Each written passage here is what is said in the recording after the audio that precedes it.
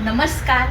तर आज म्हण घेऊया, ठणठण पाळ असणे किंवा ठणठण पाळ होणे. अर्थ अगदी सोपा आहे. एखाद्या गोष्टीची कमतरता असणे, मग ती गोष्ट कुठली असो, विद्या असो किंवा द्रव्य असो किंवा कुठली तरी गोष्ट असो, त्याची कमतरता असणे.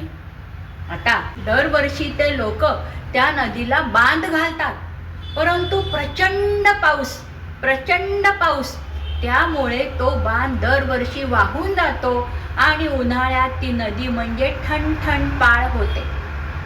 आयुष्यभर त्या व्यक्तीने उनाडक्या केल्या, कुठलीही गोष्ट सिरियस नाही, ना नीट शिक्षण घेतलं, ना नीट धंदा केला, ना नीट कुठला व्यवहार जमला, आणि आता आयुष्याच्या उतारपणामध्ये ती व्यक्ती ठणठण पाळ झालेली आहे. मंडळी, उदाहरण आवडलं तर लाईक, शेअर, सबस्क्राईब करा.